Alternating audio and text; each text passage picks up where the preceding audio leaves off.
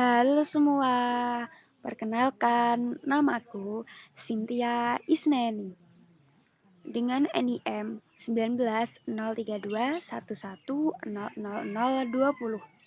Prodi Agribisnis Fakultas Pertanian Universitas Trunojoyo Madura. Nah, kali ini aku mau jelasin tentang pemetaan struktur pasar output dan pasar input dalam ekonomi mikro. Cekidot. Oke, untuk yang pasar pertama. Nah, di sini pasar output sendiri terbagi menjadi 4 macam struktur pasar. Nah, yang pertama adalah pasar persaingan sempurna. Dengan pengertian pasar yang memiliki sangat banyak pembeli dan penjual sehingga secara perseorangan tidak mampu mempengaruhi harga pasar.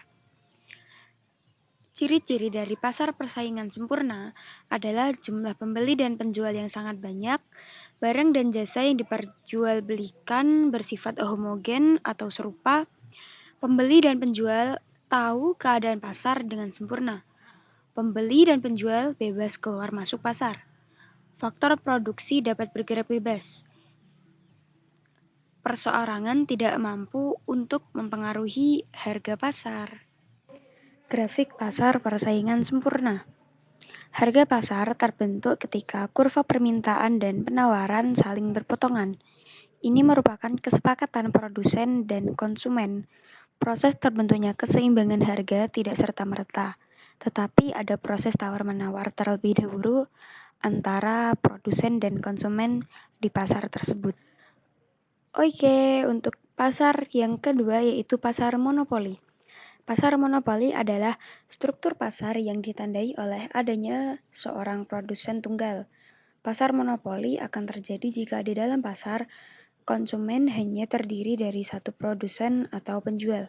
Contohnya saja yaitu Microsoft Windows atau perusahaan listrik yang ada di Indonesia bernama PLN.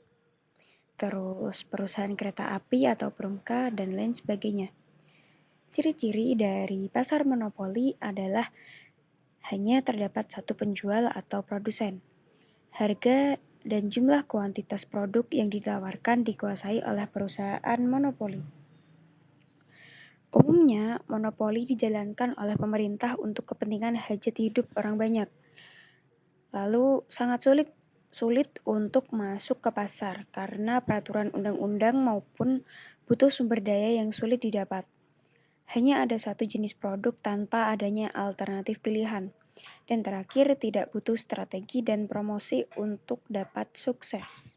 Oke guys, kita lanjut ke pasar output. Yang ketiga yaitu pasar oligopoli. Pasar oligopoli adalah struktur pasar di mana hanya ada sejumlah kecil perusahaan yang memproduksi hampir semua output industri dan mempunyai keputusan yang saling mempengaruhi. Pasar oligopoli adalah suatu bentuk persaingan pasar yang didominasi oleh beberapa produsen atau penjual dalam satu wilayah area. Contoh industri yang termasuk oligopoli adalah industri semen yang ada di Indonesia, industri mobil di Amerika Serikat, dan sebagainya. Karakteristik dari pasar oligopoli adalah harga produk yang dijual relatif sama. Pembedaan produk yang unggul merupakan kunci kesuksesan. Sulit masuk ke pasar dikarenakan butuh sumber daya yang sangat besar. Yang terakhir, perubahan harga akan diikuti oleh perusahaan yang lainnya. Oke, kita lanjut untuk struktur pasar output yang terakhir, yaitu pasar monopolistik. Pasar monopolistik adalah struktur pasar yang sangat mirip dengan persaingan sempurna, tetapi yang membedakannya dengan pasar persaingan sempurna ialah bahwa pada pasar ini produsen mampu membuat perbedaan-perbedaan pada produknya atau disebut dengan diferensiasi produk dibandingkan dengan produsen lain.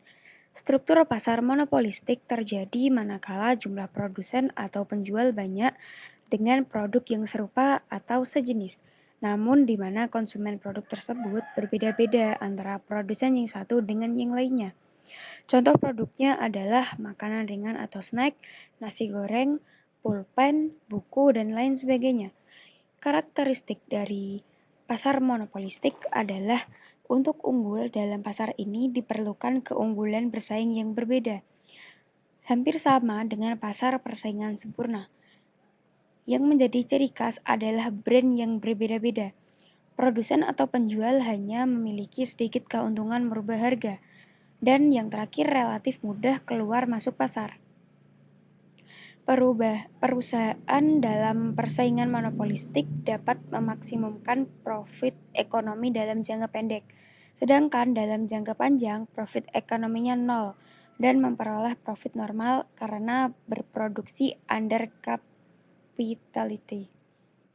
Oke, selesai penjelasan dari 4 macam struktur pasar output. Kita lanjut ke struktur pasar input.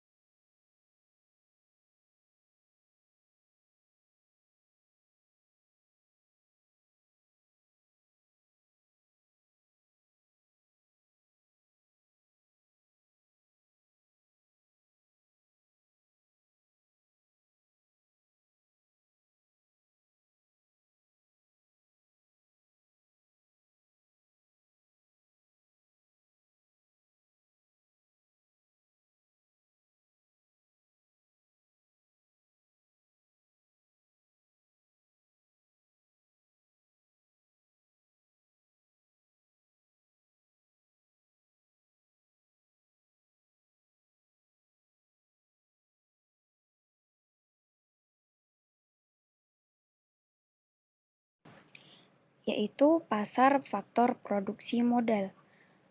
Pasar faktor produksi modal adalah pasar yang memperjualbelikan faktor produksi modal. Setiap kegiatan produksi tentu memerlukan modal sebagai salah satu faktor produksinya. Modal yang diperlukan dapat berbentuk modal barang maupun modal uang. Modal barang misalnya seperti mesin yang digunakan sebagai alat untuk membuat produk. Lalu modal digunakan untuk membiayai kepentingan-kepentingan perusahaan, seperti membayar listrik, air, dan lain-lain. Modal uang dapat diperoleh dari tabungan atau pinjaman. Karakteristik dari pasar faktor modal adalah memperjualbelikan faktor produksi modal. Modal dapat berupa modal barang dan modal uang, dan dapat diperoleh dari tabungan atau pinjaman. Yang keempat, yang terakhir dari struktur pasar input, yaitu pasar produksi kewirausahaan. Yaitu pasar faktor produksi kewirausahaan. Pasar faktor produksi kewirausahaan adalah pasar yang memperjualbelikan faktor produksi kewirausahaan. Wirausaha adalah orang yang mampu mengorganisasikan dan mengkombinasikan 3 faktor produksi, yakni faktor produksi alam, tenaga kerja, dan modal, agar bisa diperoleh hasil produksi yang diinginkan.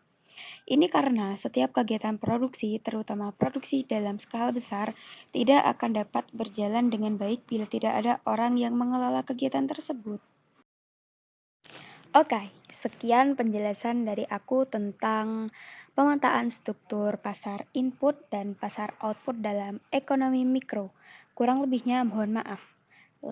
Terus, oh iya, jangan lupa kalian like, comment, and subscribe channel YouTube aku. Terima kasih, bye-bye. Mohon maaf juga kalau ada kata-kata yang salah ya.